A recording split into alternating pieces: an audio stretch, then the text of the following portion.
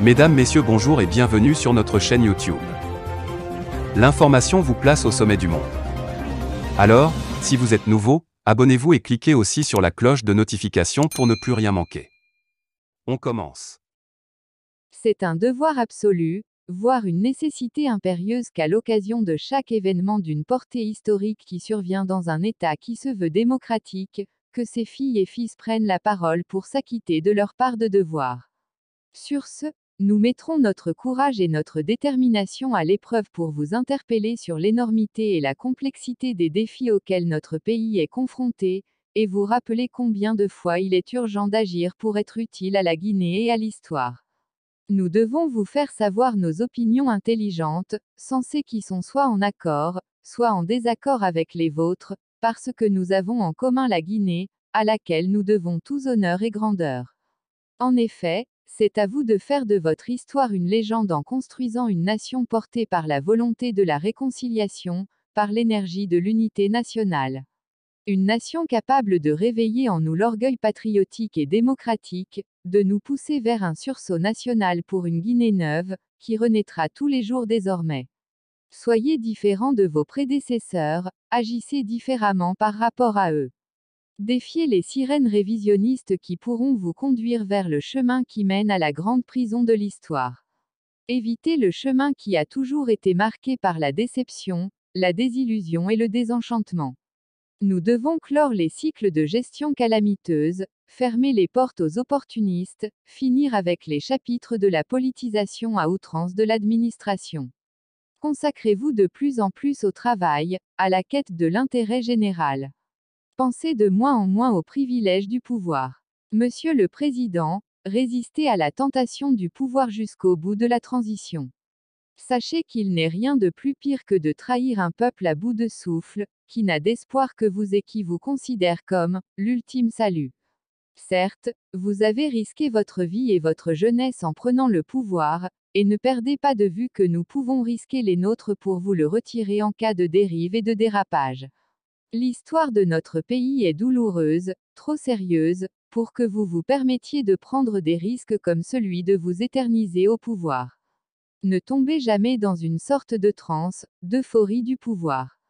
Retenez que les Guinéens se souviendront de toutes ces années de lutte acharnée, parfois au prix des vies humaines pour reprendre le flambeau de l'espoir et perpétuer l'état de droit. Et, ils seront prêts à reprendre le combat si les conditions redeviennent défavorables. Ayez constamment à l'esprit que la Guinée et les Guinéens vous feront payer tout ce qu'un jour ils auront enduré en termes de mauvaise gouvernance à cause de vous et de votre pouvoir. Excellence Monsieur le Président, c'est une vérité historique et qui a toujours résisté à l'usure du temps que le pouvoir de l'homme, fût-il redoutable, disparaîtra.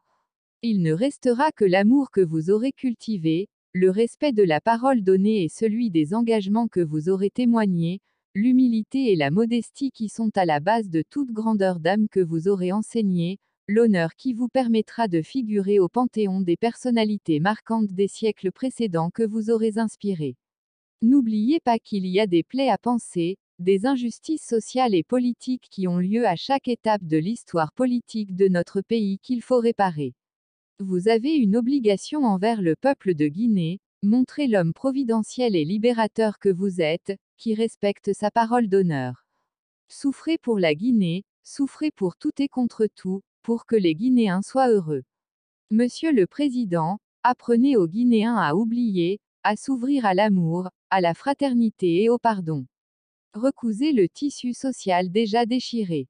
Vous n'avez qu'un seul choix, celui de mériter la confiance du peuple de Guinée et honorer la mémoire de nos devanciers qui ont payé par le prix du sang pour cette liberté si durement conquise. Protégez ce que nous pensons acquis, l'état de droit. Gardez le souvenir et honorez la mémoire de vos frères d'armes du groupement des forces spéciales, GFS, qui sont tombés pendant cette opération de libération.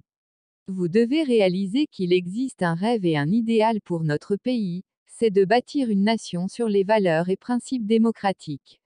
Impulser une nouvelle dynamique pour un nouveau souffle. Reconquérir notre place sur l'establishment politique international.